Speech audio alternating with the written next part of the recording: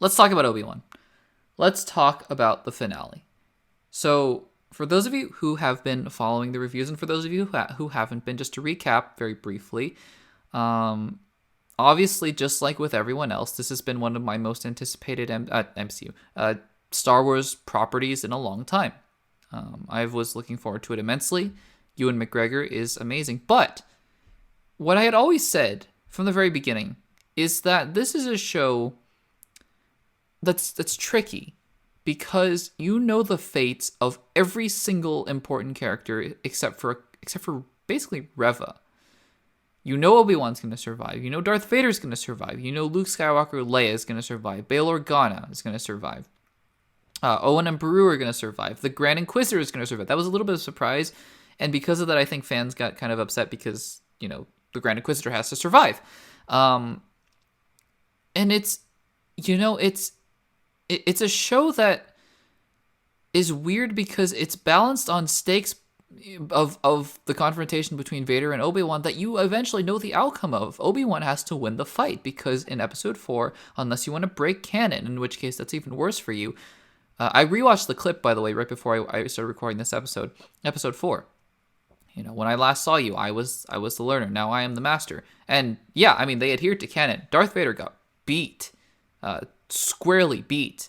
We'll talk about some of my gripes with this episode in a little bit with the series as a whole, but just to say that they adhered to canon. He got beat. So you're kind of in this tricky situation of where there are, I'm not going to say no stakes, but what this show had to do, rather than, have elevated stakes, like a show like Stranger Things, where I'm heading into Volume 2, like, fearing for my own mental well-being if and when Steve Harrington dies, or if, I don't know, Nancy dies, or one of the characters, because I God forbid, that I'm just going to be devastated. But that's not happening with this show. And it, based on the premise of the show, it's not what it was intended to do, obviously. What the show had to do, right, because there are no actual stakes in the characters' lives, at least, is to deepen the characters' psyches and deepen the characters' characterizations, for lack of a better word, motivations and personal histories. And, we'll talk about this with Vader, but I think that the show half succeeded and half didn't, in an interesting way, a number of ways, and we'll talk about what I think about the series as a whole in just a little bit. But let's get into the deep dive of this episode, and then we'll wrap up with my thoughts on the series as a whole. So, this is just a great shot. I mean, the duel is the majority of the episode. Well, no, not the majority. It is the if the episode had a title, it could have been called The Duel. I know there was a Star Wars Visions episode called The Duel, which was pretty cool. But this episode could have been called The Duel. And jumping ahead a little bit, I just wanted to put this picture up front because I thought it looked so awesome. It's just Obi-Wan at his full strength again as a Jedi. Defeating Darth Vader using the Force, using his lightsaber, and using all of that sadness and regret and remorse that he has in him, while Vader is using all the anger and hatred that he has for Obi-Wan. It's beautiful. It's just beautiful. We get to see the realization of Obi-Wan again as a Jedi Master, obviously using his traditional poses and stances, which is great. I have these, for whatever reason, I have all the Obi-Wan pictures out of order. Obviously, we can get to the Emperor in a second, but well, actually, I don't. Yeah, they're all out of order. I realize now. So where is it? Let's talk about. Yeah, we can talk about. Sorry, I mean, this is just another great picture of the duel here. But we can talk about. Yeah, we can talk about this. So, jumping in, I don't have many pictures from the Tatooine segment because I just. Quite frankly, that was the part of the episode that took me out of it every time. It's really hard because, I just rewatched the prequels actually very recently. In fact, I actually finished up Revenge of the Sith right before watching this episode, which I thought would help me a little bit. It helped me in the sense of context, but it also actually on the flip side kind of gave me an adverse comparison to compare the show with, both what the prequels did better with Obi-Wan and Anakin, and obviously what Obi-Wan did better than the prequels did. But I will say that, the final half hour of Revenge of the Sith is Anakin, Obi-Wan, and Yoda Palpatine. And unlike this show, obviously, while Obi-Wan Anakin is the main focus of that, of the last half hour, Yoda and Palpatine is equally as important. And so cutting back and forth to it, you never feel like you're losing anything by jumping back and forth. That's the danger of cutting away from these kinds of things. Like if you can imagine Captain America Civil War's airport fight, just cutting back and forth with some, I don't know what it would be, but you know what I mean? It's hard, like cutting back and forth with Sharon Carter on a phone call with somebody, it's like, it doesn't work. And so, I don't want to talk too much about Reva because honestly, I want to focus on the good things. Not that Reva was bad in this episode at all. I think Moses Ingram gave the best performance that she had in the entire series thus far, and I think that she did what she could with the character. I'm going to reiterate it every single time I talk about the character. Please do not be hateful towards the actress. If you dislike the performance, I think that's fine. But please be respectful about it. And obviously not to make hateful comments about, the actress herself. That is out of line. Anyways. So, yeah, I think that, again, it's hard because, and I watched the episode very late at night, early in the morning. And there are just continuity things like Reva coming in with a lightsaber, and Luke obviously kind of having that surprise and wonder when he picks up the lightsaber for the first time. Although I'm pretty sure Luke's eyes were closed. That might be the loophole they went with. I wasn't entirely sure. I'm gonna jump away from this picture because it's kind of creepy. I realize that you guys have been looking at that for a while. Let's jump back here. So there's that. But yeah, I think that it. I think that part of the episode was banking on the fact that we cared about the Reva character more than we actually do, and I think that only works if you have a build-up like Emperor and Yoda. Those are the two most powerful Force users on either side going at it, and it's intense. And so I think that scene works. I think that, again, Moses Ingram delivers a fantastic performance as Reva, really diving into the emotionality of the character and her becoming kind of like Anakin. I thought that was great.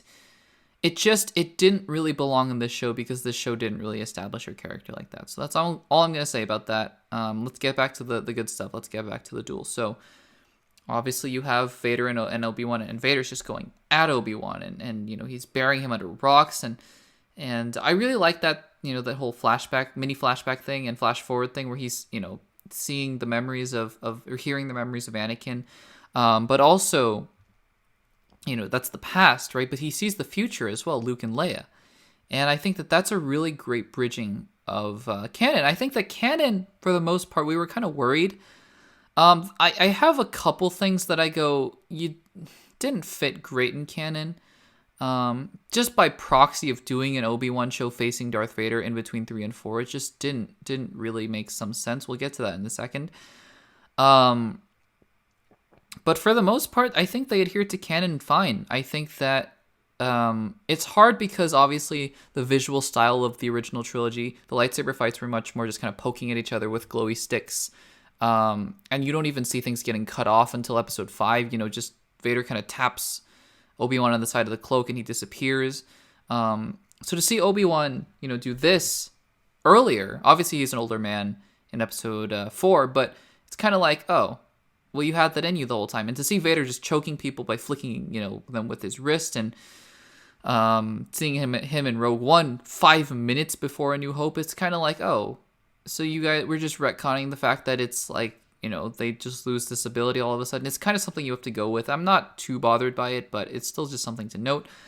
The other thing I wanted to talk about, though, and my other biggest, other than the whole Tatooine stuff, that I didn't like about this particular episode, not the series as a whole, this particular episode was this part, actually.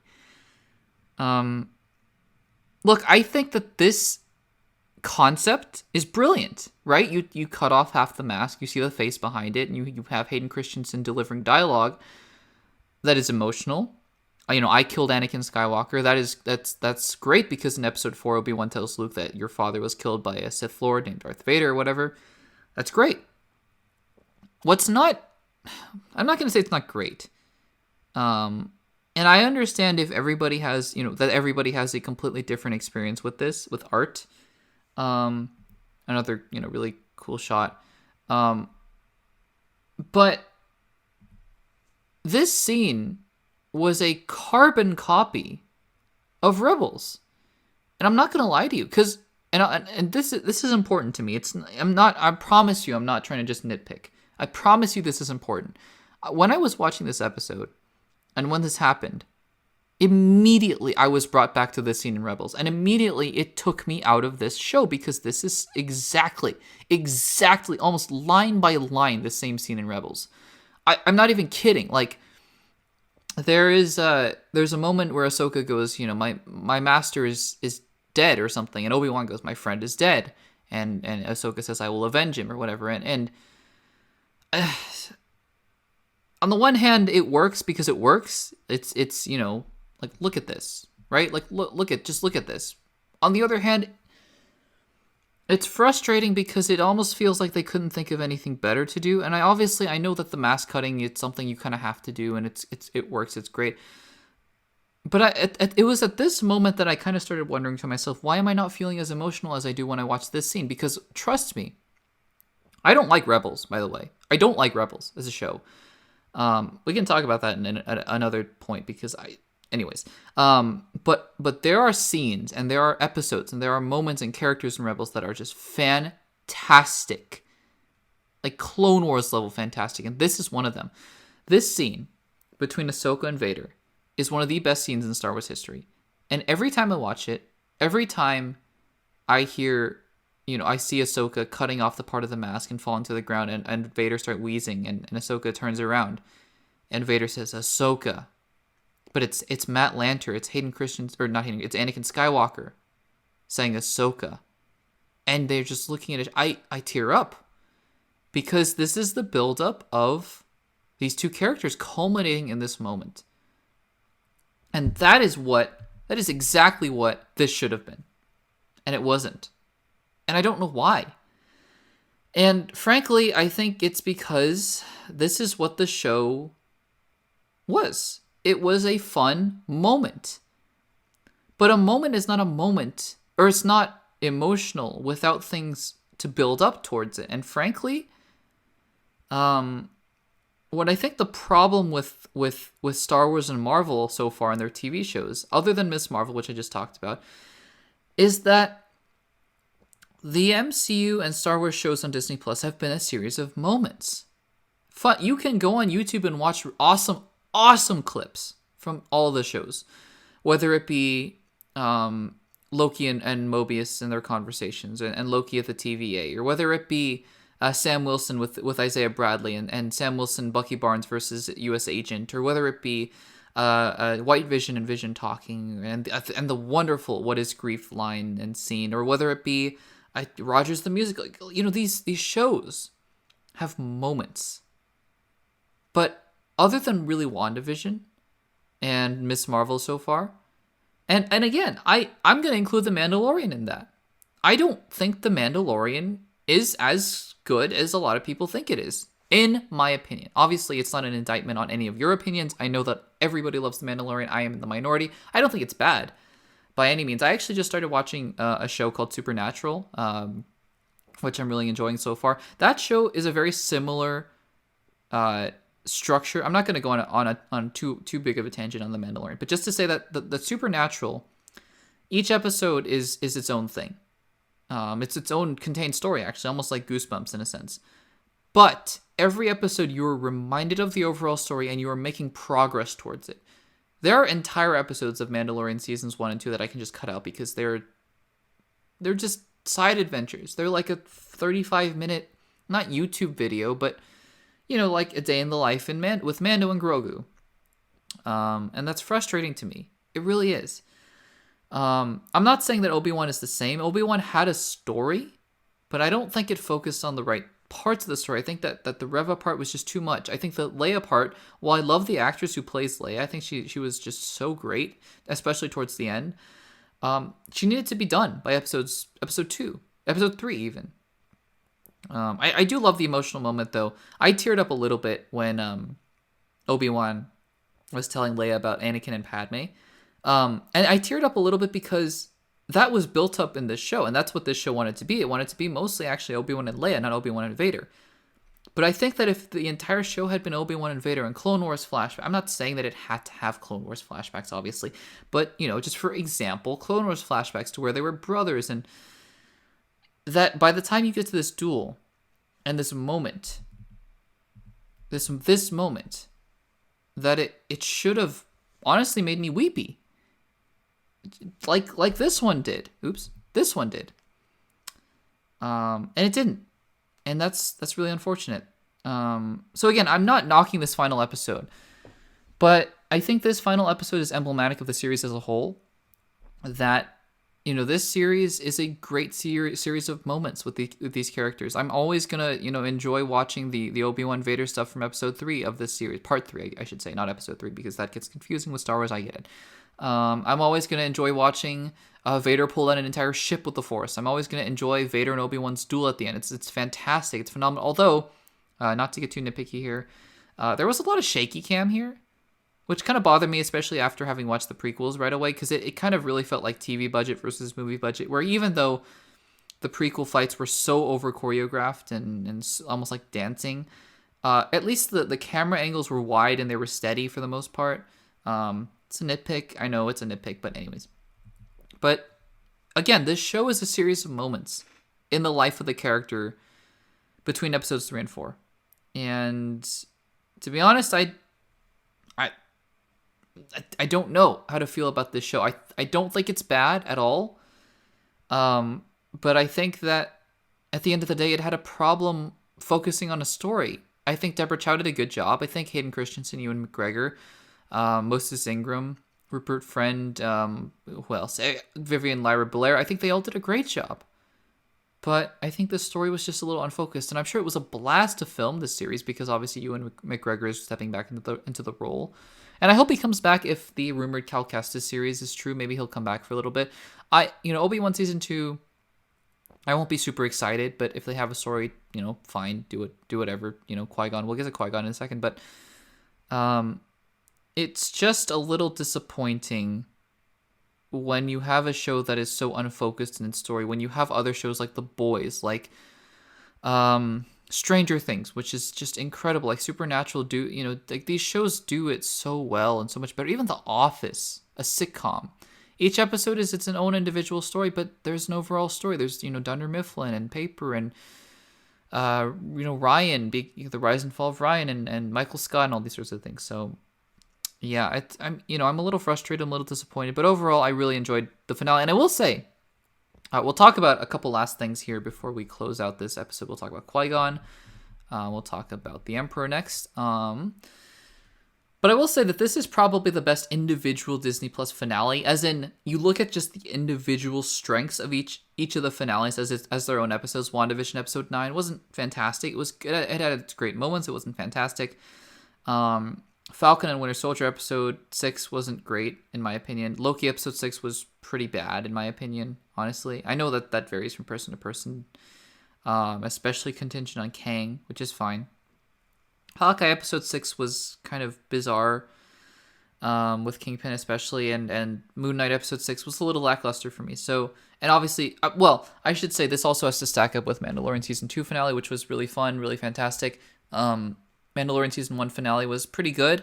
Book of Boba Fett finale was weird. I don't know what it was. So I think that overall, on an individual episode basis, this was probably the best Disney Plus Star Wars Marvel finale that they've done. It's not a high bar, but I think it does hit it and it clears it. So I will commend the show for that. In terms of just integrating with the entire season as a whole, I think Mandalorian obviously does it better in Season 2. I think in Season 1, I think WandaVision does it better, but still, I will give it props for that. This scene was cool. It's kind of jarring, again, just having seen episode 3 right before this, that Palpatine is so hideously disfigured, and then in episode 6, he's kind of just like like a weird, like haggard man with pale skin. So this was kind of more towards that. It kind of looks like just Ian McDiarmid, honestly. I wish they kind of did a little bit more. I don't know if he filmed this at home or did something like that, but it was cool. I think it kind of gave some closure as to like Vader going, yeah, okay, I won't hunt Obi-Wan down anymore. That's part of canon breaking that I kind of go. That's probably one of the biggest pieces of canon breaking that I go. It makes little to no sense that over the next 10 years, Vader knows that Obi-Wan, a Jedi, by the way, not just his mentor, but a Jedi is out there, potentially cultivating an army to fight against the Empire is out there, and they don't go after him, is bizarre. I also think that one of the other things to note about this show that I found very frustrating was that everybody left everyone for dead when they clearly weren't. Episode 2. Reva leaves the Grand Inquisitor for dead. He's not. Is it episode 5 that they leave Reva for dead, and she's not. And then in episode 6, Obi-Wan leaves. He doesn't leave Darth Vader for dead, but he leaves Darth Vader without finishing him off. And as brutal as that might sound, this is the most evil man in the galaxy next to the Emperor. And by leaving him alive, I'm not saying that the Empire automatically crumbles, but I'm saying that things are better, maybe. So I don't quite understand. They never gave a good reason for why all of these characters just decided, I'm not going to check that they're actually dead. I'm just going to leave.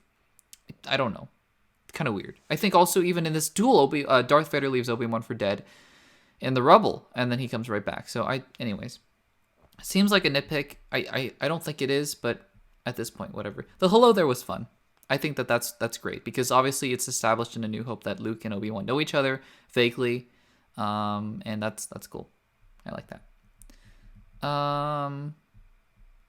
Yeah, and just to wrap up with a couple last things, here's Qui-Gon again. That was cool. Kind of seems like they were setting up for a season 2 with this because he shows up at the last second and he's like, we have work to do. I wouldn't be opposed to it. I wonder if this series might have been better if it was animated. I wonder. I don't know that. Just a thought. Maybe if season 2 was animated, they're not going to do that. But anyways. And finally, the last thing I want to talk about is just how, I watched this scene again right after. And it, for the most part, it lined up with canon. So I'm happy that canon mostly lines up still. I hate getting to that point where I'm just going to say that canon doesn't matter anymore. I'm getting to that point with the MCU unless they have some big time line and dimension and gods in the MCU explainer with all these, the Kamala Khan newer dimension and Moon Knight's Duat and Bastet and now Gore hopefully is going to tie these things together somewhat, but canon is canon and it should be adhered to no matter how bad the movies are or how good they are. And I'm glad it did. So yeah, Obi-Wan overall, I'm mildly disappointed. I have some great scenes to watch on YouTube again every once in a while, like I do when I get distracted with work, which is fun. And other than that, we'll move on to Andor. I'm hoping Andor is great. It's 12 episodes, thank God, and it's 2 seasons, thank God, which means that they hopefully have a plan. And they don't pull Loki when it's just a cliffhanger because they know they have season 2 coming. But yeah. That is about it for Obi-Wan.